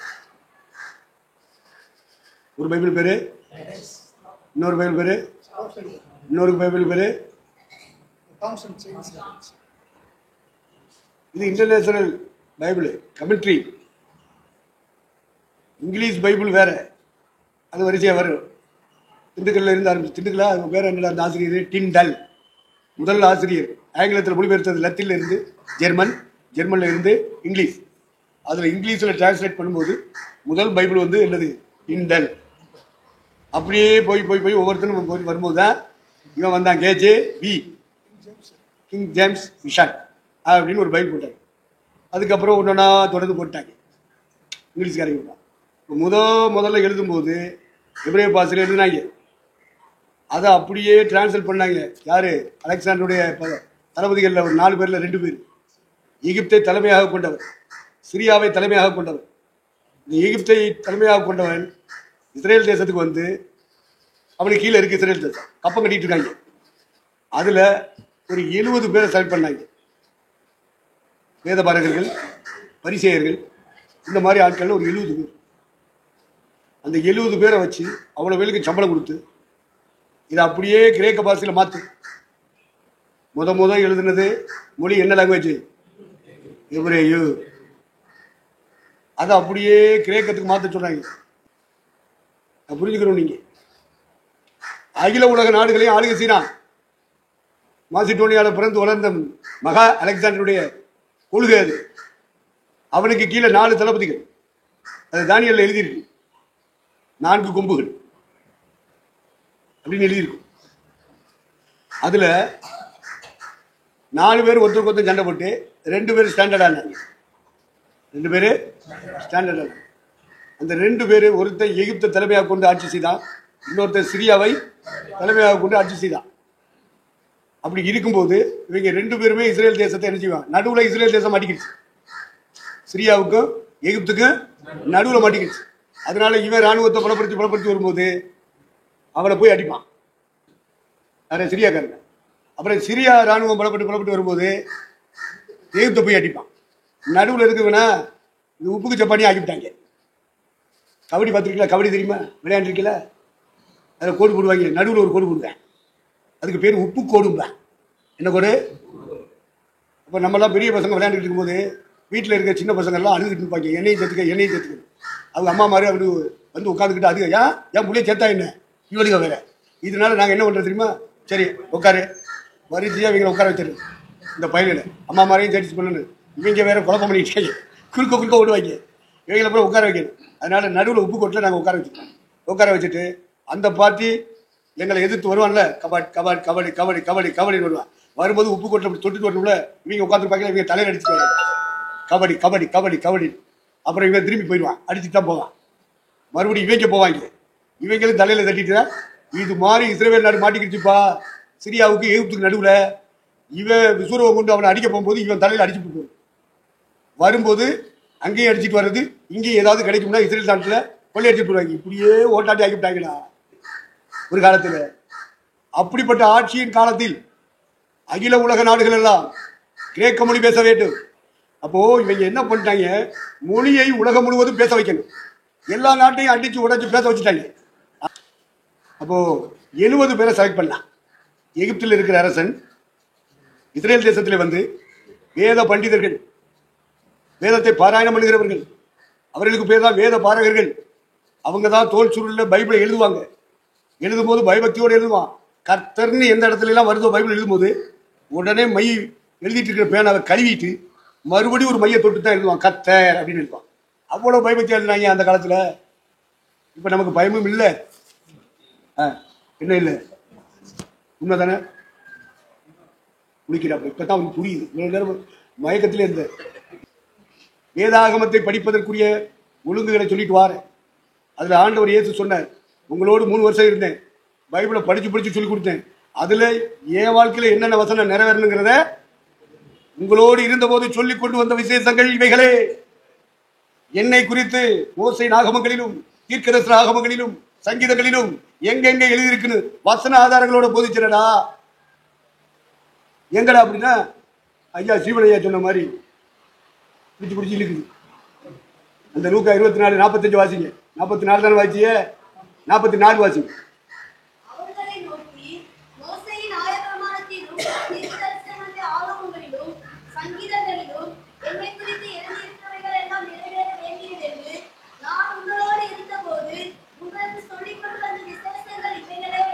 அடுத்து நல்லா கவனிங்க. அப்பொழுது அறிந்து கொள்ளும்படி இந்த வேலை நீ யார் செய்யறது? உன் கண்ணை இழுத்து பிடிச்சி என்னையா பாருன்னு சொன்னேன், அதெல்லாம் பார்க்க முடியல, சுத்துதுங்கிறாரு ஸ்டீவன். அப்ப என்ன நடக்கணும்? 3 வருஷம் பைபிள் கோர்ஸ் படிச்சாலும், நீ 7 வருஷம் படிச்சாலும், ஆர்சிக்காரங்க மாதிரி சிஎஸ்காரங்க மாதிரி 4 வருஷம் படிச்சாலும், சதனாசியால போய் 3 வருஷம் படிச்சாலும், 4 வருஷம் படிச்சாலும் மனதை திறக்கணுமியா? என்ன செய்யணும்? எதுக்கு மனதை திறந்தாரா? அப்ப 3 வருஷம் சொல்லி கொடுத்தார, 3 இயர்ஸ் கோர்ஸ் எடுத்தார, 3 ஆண்டு கால படிப்பு அவைகளுக்கு சொல்லி கொடுத்தார. ஏன் தலையில ஏறல? அவங்க அப்படியே கேட்டுக்கிட்டே இருந்தாங்க. இப்ப நீங்க நம்ம கேட்டுக்கிட்டு இருக்கோம்ல, அதே மாதிரி தான். செகண்ட் அப்படி பார்க்கும்போது நோட்டில் எழுதுற மாதிரி என்ன பண்ணலாம்? நோட் எடுத்து போய் இந்த பரஞ்சோதி, இந்த நெல்லை தங்கராஜன் என் கண்ணுக்கே நேரடியாக தெரியாட்டாலும் எனக்குள்ள இருக்கிற பரிசுத்தாவியான தீர்க்கதரிசனத்தை சொல்லி வைக்க. யோசேப்பு சொல்லுவா தெரியுமா? சகோதரமார் எல்லாரும் உட்காந்துருப்பாங்க. யாரு? யோசேப்புடைய சகோதரமார் எல்லாரும் யோசேப்பிட்ட வந்து சேர்ந்துருவாங்க. சேர்ந்துருக்கும் போது இவன் துபாசியை வச்சு பேசுவான். துபாசினா டிரான்ஸ்லேட், மீடியேட்டர். துபாசிங்கிற வார்த்தைக்கு அர்த்தம் என்ன? எங்க எழுதியிருக்கு அந்த வார்த்தை? உங்க பைபிள்ல தான் இருக்கு. எடுமே வாசி, எடுத்து வாசிக்கப்பா. அப்பதான் நீங்க எடுத்து படிச்சாதான் நாளைக்கு உங்க மனசுல ஒட்டி இருக்கும். அவன் துபாசியை கொண்டு பேசினான் அப்படின்னு எழுதியிருக்கும்.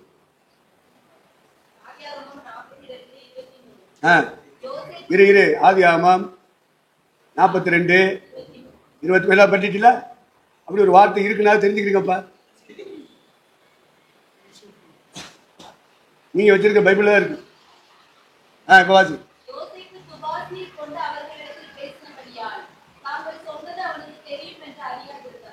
அப்புறம் இன்னொரு இடத்துல நான் தீர்க்கதரிசி இல்லையா அப்படிமா, அது எந்த வசனம்? இந்த சாக்கில் வச்சு விடுவான்லப்பா பிளேட்டு, கோதுமையெல்லாம் வச்சு பிளேட்டையும் வச்சு அவங்ககிட்ட வாங்கின பணத்தையும் வச்சு அனுப்பிடுவான். அனுப்பிட்டு திரும்ப பிடிச்சி அள்ளிட்டு வருவான். திரும்ப அள்ளிட்டு வருவான். அப்படி வரும்போது தான் இது எப்படி அவருக்கு தெரியும்? நான் தீர்க்கதரிசி அல்லவா அப்படின்னா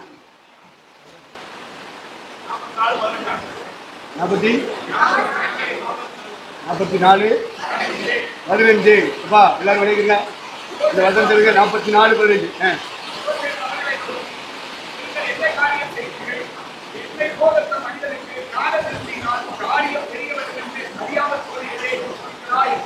பார்த்தீங்களா என்ன சொல்றேன்? யோசேப்பு அவர்களை நோக்கி நீங்கள் என்ன காரியம் செய்தீர்கள்?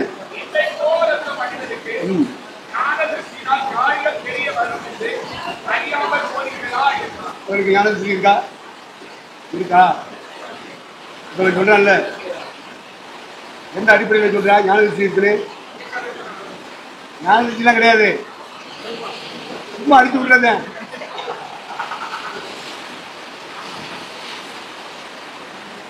ஞான திருஷ்டிங்கிறது அது தனி ட்ராக்கு, அது யோசேப்புக்கு இருக்கு. ஆனா இவங்க அண்ணன் தம்பி மாதிரி பண்ண அத்துணியத்தினால இவங்க விளையாட்டு காமிச்சிட்டு இருக்கான். அதனால நீ இதெல்லாம் அள்ளிட்டு போற, எப்படி பணம் வந்துச்சு? இந்த பிளேட்டு சாப்பாட்டு தட்டையெல்லாம் நீ செஞ்சுட்டு போற, இதெல்லாம் இந்த மாதிரி ஒரு தீர்க்கதரிசிக்கு தெரியாம இருக்குமா? நான் ஞான திருஷ்டிக்காரர், கண்ணை மூடுனா உடனே கத்தரை என்கிட்ட சொல்லி கொடுத்துருவாரு, அடிச்சு விடுறது. கத்தரி யாரு? பிளேட்டை பைப்புல சாக்குக்குள்ள வச்சது யாரு? பணத்தை சாக்குக்குள்ள வச்சது யாரு? இப்ப ஆள் அனுப்பி பாதி வழியிலே கொடுத்து விட்டான். எல்லாத்துக்குள்ளேயும் பணம் இருக்கு, ரேட் இருக்கு. எப்படி வந்துச்சு? எப்படி வந்தது? எல்லா வேலையும் செஞ்சது யாரு? யோசேப். எல்லாரும் அப்படியே அரசாய் நிற்கிறான், கையை கட்டிக்கிட்டு. அப்பதான் சொல்றான், இந்த மாதிரி நீங்க திருடிட்டு போயிட்டீங்க. என்ன பண்ணிட்டீங்க? திருடிக்கிட்டு போயிட்டீங்க. என்ன மாதிரி ஞானதரிசி உள்ளவனுக்கு தெரியாம இருக்குமா அப்படின்னு சொல்ற. இது என்ன ஞானதரிசி? அது சொல்லுங்க. இந்த மாதிரி சில இடங்கள்ல பரிசுத்தவான்கள் செய்வாங்க, நம்ம கண்டிக்கிற கூடாது, நினைக்க கூடாது. உங்களுக்கு செய்யலாமா பார்த்து அப்படிலாம் கேட்க கூடாது. அவங்க அப்படிதான் செய்வாங்க, பரிசுத்தவான்கள் அப்படிதான் செய்வாங்க. செஞ்சா தானே அவன் பரிசுத்தவானா இருக்க முடியும். இதெல்லாம் பொய் சொல்லணும், திருடனு. இந்த பொய் எங்க இருந்து வருது? அவங்க அப்ப யாக்கோட இருந்து வருது. யாக்கோவுக்கு பொய் எங்க இருந்து வருது? அவங்க அப்ப ஈசா கிட்ட இருந்து வருது. ஈசாக்கு பொய் எப்படி வந்துச்சு? அவங்க அப்ப ஆபிரகாம் கிட்ட வருது. அறிக்கையை சொல்றாங்கன்னா பொய் நாவி குடும்பத்தையே ஆட்டி படைக்குதா, அலக்கழிக்குதா? இந்த குடும்பமே பொய். என்ன குடும்பமே பொய்? உலகமே பொய். உலகமே பொய். பொய் சொல்லுவாரு. பரிசுத்தவான்கள் ஞான திருஷ்டியை சொல்லுவாரு. அதெல்லாம் சைக்காலஜி மெத்தடு.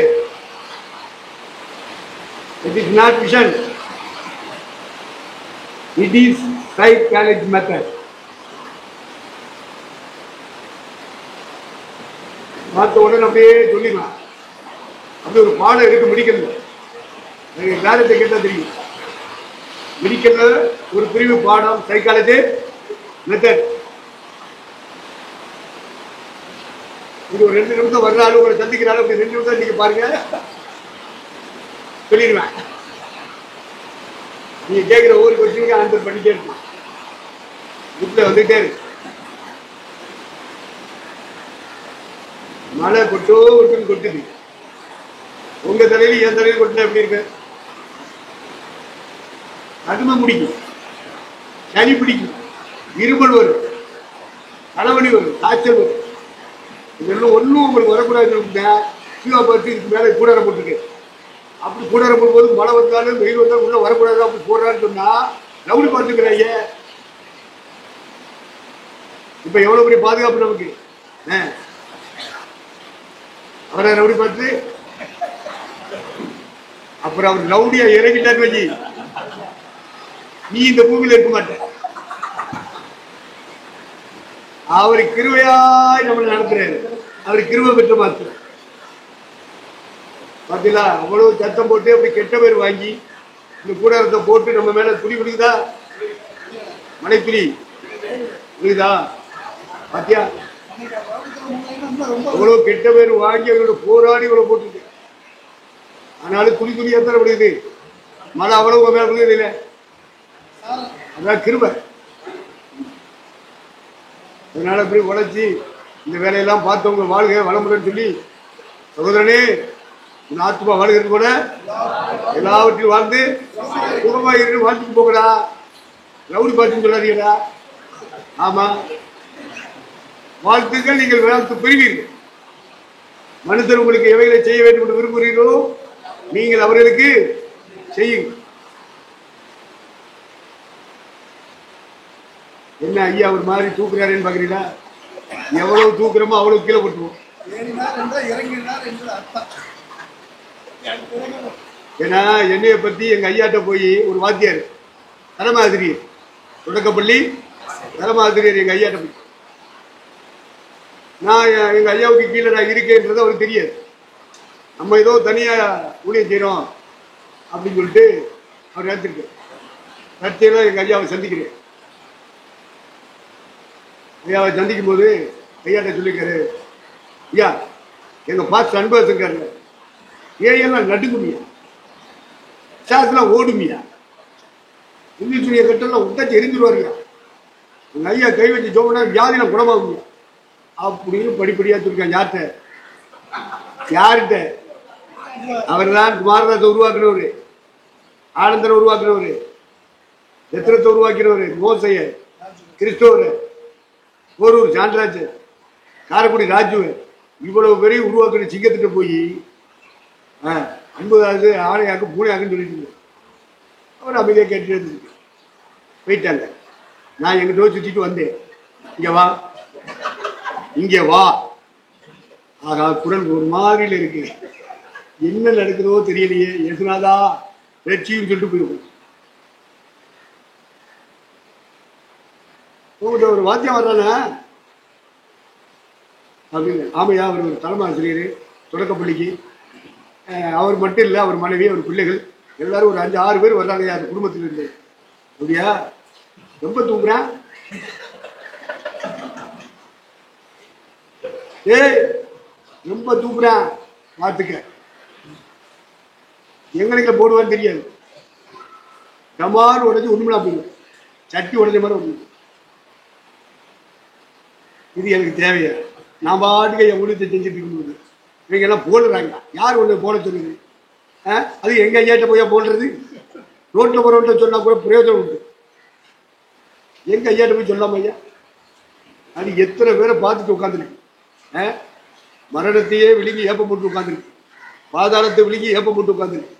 மரணமே உன் கூர் எங்கே, பாதாளமே உன் ஏம் எங்கே என்ற முழக்கத்தோடு உட்கார்ந்துருக்கிற அந்த ஆள்கிட்ட போய் எங்க ஐயா பாஸ்டர் அன்புதாஸ் ஐயாவை தெரியுமான்னா யார்கிட்ட போய் கேட்கறது?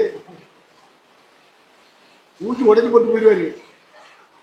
அன்புதாசா இருந்தாலும் சரி, அன்புதாசுக்கு அப்பாவா இருந்தாரு, நொறுக்கி போடுவாரு.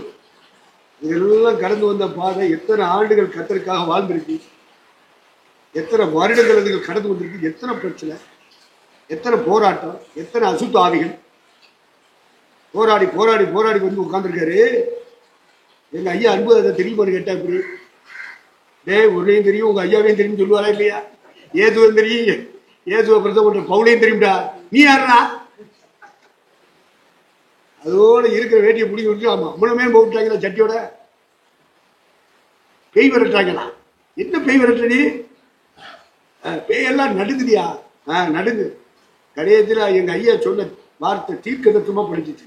அப்படியே தூக்கி போட்டாங்களா, உடச்சிட்டாங்களா? எங்க ஐயா வந்து ஆவியில் நிரம்பி அந்நியவாதம் பேசிக்கிட்டா சொன்னாரு, டே ரொம்ப தூக்குறா போட்டுவாண்டா பார்த்துக்கிட்டான்னு சொன்னாரு. இப்படி என்ன தீர்க்கசுனா அதான் நான் உங்களுக்கு புத்திமதின்னு சொல்றேன். இது பேர் என்னது? புத்திமதின்னு சொல்றேன். எங்க ஐயா இப்படி சொன்னாரு, அது அப்படியே படிச்சிச்சு. அதே வாத்தியார் என்ன டம்முன்னு வெளியிட்டாங்க, உடஞ்சே போச்சு. அதனால உங்கள்கிட்ட இருக்கிற விசுவாசிகள் உங்களை தூக்கி பேசுறாங்களா? இல்ல தூக்கி பேசுறதுக்காக ஏதாவது தூண்டுதல் பண்றீங்களா? ஒருவரை ஒருவர் கவனித்து ஒருவருக்கு ஒருவர் புத்தி சொல்லி ஒருவரை ஒருவர் என்ன செய்ய தூண்டி விடுதுன்னு எழுதியிருக்கு. போட்டு கொடுக்கக்கூடாது. நல்லதை செய்யறதுக்கு, சத்தியத்தின்படி நடக்கிறதுக்கு, பரிசுத்தாவின் நடத்திப்புக்குள்ள வர்றதுக்கு நீங்க என்ன செய்ய ஒருவர் ஒருவர் கவனித்து ஒருவருக்கு ஒருவர் புத்தி சொல்லி அப்படின்னு கொண்டு வருவான். எபிரேயர் எத்தனாம் அதிகாரம்? 10ஆம் அதிகாரம் 24, 25. மேலும் அன்புக்கும் நற்கிரியைகளுக்கும் நாம் ஏவப்படும்படி அந்த ஏவப்படும்படின்னு வார்த்தை போட்டுக்கல, அதான் நம்ம பாசையில தூண்டுதல் சொன்னேன், தூண்டி விடுறது. ஏவப்படும்படி. ஒருவரை ஒருவர் கவனித்து அப்போ சபைக்குள்ள வர்ற விசுவாசிகள் ஒருவர் கவனிக்கணும். இப்போ ஊழியரைக்கு வந்திருக்கும், ஒருவர் கவனிக்கணும். என் ட்ராக்ல நான் போறியா முடியா வந்து உட்காந்துக்கிட்டு என்ன என்றி அப்படின்னு பேசுவான், அப்படியா? அப்ப நீ என்ன செய்யணும்? உன் வழியில நீ போய் என் வழியில நான் போறேன்னு போயிடணும். அப்படி போகக்கூடாது. ஒருவர் கவனிக்கணும், கவனிச்சு கேட்கணும். இன்னைக்கு இப்படி பிரசவம் பண்ணார, அதை பத்தி உன் கருத்து என்ன? நீ ரெண்டாவது நம்ம என்ன தேதி சொல்லி அவன் போய் ஐயாட்ட சொல்லி இது எதுக்கு நமக்கு? அப்படிலாம் போகக்கூடாது. ஒருவர் கவனிச்சுதான் ஆகணும். ஒருவருக்கு ஒருவர் புத்தி சொல்லித்தான் ஆகணும். புத்தி சொல்றது மட்டும் ஒரு ஊழியக்காரருக்கு நடந்து போய் நினைக்காதீங்க. நம்ம எல்லாருக்கும் புத்தி சொல்ற ஊழியத்தை கத்த தந்திருக்கு. அப்போ ஆடுகளின் நிலைமையை அறியணும். மந்தைக்குள்ள வருகிற சபைக்குள்ள வருகிற அத்தனை பேர் மேலே கவனமா இருக்கணும். ஏன் அவன் கைதட்டி பாடல? ஏன் அவன் ஆவியில் நிரம்பல? ஏன் அந்நிய பாசம் பேசல? ஜோமனுக்கு சொன்ன அவன் ஏன் ஜோமனா பண்ணிட்டான்? எங்கடா அவனை காண கூட்டத்துக்கு வரல? அடுத்த நாள் பைக் எடுத்து கிளம்பிடு, ரோட் முடிச்சு கிளம்பிடு, அடுத்த நாள் அங்க போய் நிக்கணும். அதுதான் என்னது புத்தி சொல்ற ஊழியர். ஒருவரை ஒருவர் கவனிச்சாதான் புத்தி சொல்ல முடியும். ஒருவரை ஒருவர் கவனித்து ஒருவருக்கு ஒருவர். அப்ப ஊழியக்காரங்களுக்குள்ள புத்தி சொல்லிக்கிறீங்க. சபை வச்சிருக்கிறவங்க சபையாருக்கு போய் புத்தி சொல்லுங்க. ஞாயிற்றுக்கிழமை பிரசங்கத்துல ஒண்ணு அவங்க மனம் திரும்ப முடியாது. பைபிள் ஸ்டடியில மனம் திரும்ப மாட்டாங்க. கேட்டுட்டு போயிட்டே இருப்பாங்க. காத்திருப்பு கூட்டத்தில் கையை தட்டிட்டு போயிட்டே இருப்பாங்க. கவனிங்க. ஒருவரை ஒருவர் என்ன செய்யணும்? அந்த விசுவாசி எப்படி, இந்த விசுவாசி எப்படி, இந்த விசுவாசி எப்படி, அவன் கூட்டத்துக்கு வந்தானா, அவன் வீட்டில் ஜெபம் பண்ணிட்டானா, பொண்டாட்டி பிள்ளைகளோட சமாதானமா இருக்கானா, கடன் வாங்கிட்டு உட்காந்துருக்கானா, வட்டி கட்டிட்டு இருக்கானா, தொழிலுக்கு ஒழுங்கா போறானா, இடையில தண்ணி இன்னி அடிக்கிறானா, டாஸ்மார்க்கு போறானா, இதெல்லாம் யாரு பாப்பா? பொண்டாட்டிக்காரி எத்தனை பேர் சொன்னாலும் கண்டுக்கிற மாட்டான். ஏன் தெரியுமா? அவன்கிட்ட இருந்து ஏதோ வரும் கலெக்ஷன். அதுக்காக ஊழியக்காரங்க சொல்றது இல்லை. இது வாட்டுக்கு சொல்லிக்கிட்டு இருப்பா. என் வீட்டுக்குள்ள அடிச்சா நமக்கு என்னப்பா? நம்மளை வந்து பாக்குறான், நம்மளை மரியாதையா பாக்குறான். ஐயா தோத்துறோங்கிறேன், காணிக்க கொடுத்துட்டு போறேன், ஐயா ஜோம் பண்ணுங்கிறேன், ஃபுல் தண்ணியில இருந்து தான் ஜோம் பண்ணுங்கிறேன். ஜோம் பண்ண தான் வேணும். ஜோம் பண்ணாம விட்டோம்னா காணிக்க தர மாட்டானே. நீங்க மனைவி வந்து விசுவாசி, நீங்க அப்படி நடக்கணும் இப்படி நடக்கணும், நீங்க ரசிக்கப்படணும் அப்படிலாம் சொன்னா அடுத்த தடவை வருவானா? வரமாட்டேன். அப்ப அதுக்காக என்ன செய்வதற்கு? அதான் மரியாதை. இப்படி நான் எத்தனை போராட்டத்தை தாண்டி வந்திருக்கேன் தெரியுமா? 1 2 ஆயிரக்கணக்கா சந்திச்சிருக்கேன். சிலது தோல்விதான், சில இடங்கள்ல வெற்றி தான். வெற்றியும் தோல்வியும் மாறி மாறி வரத்தான் செய்யும். ஏன்னா நாம இருக்கிற இடம் என்னது? கானான் தேசம். சபைக்கு பேர் இன்னொரு பேர் என்னது? கானான் தேசம். கானான் தேசம் என்றால் என்ன? மலைகளும் பள்ளத்தாக்குகளும் உள்ள தேசம் தான் கானான் தேசம். அப்போ ஒரு நடந்து போயிட்டே இருக்கும்போது, பயணிக்கும் போது திடீர்னு பார்த்தா மலையில நிற்பேன். அப்புறம் ஆளை பார்த்தா கொஞ்சம் கொஞ்சமா இறங்கி பள்ளத்தாக்குள்ள போயிருவேன். ஆளே தெரியாது. இதுக்கு பேர் தான் மலையாளம். மலையும் ஆழங்களும் உள்ளதுதான் மலையாளம். இன்னொரு பெயர் காணா. கொஞ்ச நேரம் மேலே ஏறுவான், ஆவிக்குரியோட போல காட்டுவான். அப்புறம் எங்கடாக அப்படின்னு பார்த்தா இருக்க மாட்டான், கீழே போயிடுவேன். எங்கடா இருக்கான்னா பள்ளத்தாக்குல இருப்பான். இதுதாப்பா ஆவிக்குரிய பயனை கத்தர் இப்படி தான் நடத்துவாரு. அதனால நீங்க பின்வாங்கிடக்கூடாது, சோர்ந்து போயிடக்கூடாது. சில நேரங்களில் நல்லா இருக்கனே, ஆவியில் வைராக்கியமா இருக்க, நல்லா ஆண்டோடைய ஊழியத்தை செய்யறனே, நல்லா இருக்கிறேனே, அப்புறம் உன்னதி காலமே, அதான் மலையாளம். அதான் மலையாளம். மலைகளும் ஆழங்களும். திடீர்னு மலை உச்சியில இருப்பேன், எல்லா பயிலுக்கும் தெரியும். பவர் அப்படின்ப உடனே ஒரு பவர் வந்த மாதிரி இருக்கும். கேட்கிற எங்களுக்கு பயர் அப்படின்ப உடனே பயர் வந்த மாதிரி தான் இருக்கு. அப்படி மலை உச்சியில இருக்குன்னு அர்த்தம். கொஞ்ச நேரம் தான் இருப்பேன். அப்புறம் கிடுக்கிட்டு கீழே இறங்கி வந்துடுவேன். வந்துட்டு பள்ளத்தாக்குள்ள போயிடுவேன். அப்ப வெளியே தெரியுமா? மலை மேல இருந்தா எல்லாருக்கும். அப்ப சில நேரங்களில் உயர்ந்த இடத்துல இருப்பீங்க, சில நேரங்களில் இறங்கிக்கிட்டே இருப்பீங்க, பள்ளத்தாக்குள்ள போவீங்க. அதுக்கப்புறம் மறுபடியும் பயணத்தை தொடருவீங்க. அப்படியே ஏறி ஏறி ஏறி மேல வந்துருவீங்க. இப்படி சில நேரம் பள்ளத்தாக்கு, சில நேரம் மலை, இப்படிதான் சுத்துற இடத்துக்கு பேர் தான் கானான். இது வேற என்னது? அப்ப ஊழியங்கள்ல, குடும்பங்கள்ல இப்படி எல்லாம் மாறி மாறி வரும். நீங்கள் நானும் சோர்ந்து போயிடக்கூடாது. இப்ப இறங்கும் போது கொஞ்சம் கஷ்டம்தான். பேர் மங்கு, புகழ் மங்கு. நாம அந்த இடத்துல இருக்கிறது மாதிரியே தெரியாது. மேல இருந்தா எல்லா பிள்ளைக்கும் தெரியும், இறங்குனா தெரியாது. அதுலயும் சாதாரண பள்ளத்தாக்குனா பரவாயில்லப்பா, தண்ணி ஓடுற பள்ளத்தாக்கா இருந்தாலும் பரவாயில்ல. தாவீது சொல்றான், மரண இருளின் பள்ளத்தாக்கு, செத்தரலாம்டா அந்த ஊழியத்தை விட்டுட்டு. என்னடா ஊழியம் இப்படிலாம் பேசுறாங்க, இப்படிலாம் சொல்றாங்க, இப்படிலாம் செய்யறாங்க, இந்த ஊழியம் செய்யணுமா அப்படின்னு ஒரு கேள்விக்குள்ள கொண்டு நிப்பாட்டி விடுவான் பிசாசு. பின்வாங்காதீங்க. மரண இருளின் பள்ளத்தாக்கிலே நான் நடந்தாலும் பயணித்தாலும் பொல்லாப்புக்கு பயப்படு. காரணம் என்ன? அழைத்த கர்த்தர் கூட இருக்கு, தெரிந்து கொண்ட கர்த்தர் கூட இருக்கு. தேவரீர் என்னோடு கூட இருக்கிறீர். தாண்டிடுவோம்ல. எப்படிப்பட்ட பள்ளத்தாக்கு? தண்ணி ஓடாத பள்ளத்தாக்கா இருந்தாலும் சரி, தண்ணி ஓடுற பள்ளத்தாக்கா இருந்தாலும் சரி. இருட்டு பள்ளத்தாக்கு. என்ன இருள்? சாதா இருள் இல்ல, மரண இருள். மரண போராட்டம் வந்துருவியா? நீ ஏன் இந்த இப்படிப்பட்ட ஊழியத்தை செய்யணுமா, நீ இருக்கணுமா, இந்த குடும்பத்தில் இருக்கணுமா, இந்த ஊழியத்தில் இருக்கணுமான்னு தாட்ஸ்ல பேசிட்டே இருப்பா சாத்தா. அப்போ நம்ம அதை சந்திக்கத்தான் வேணும், அதோடு போராடத்தான் வேணும்.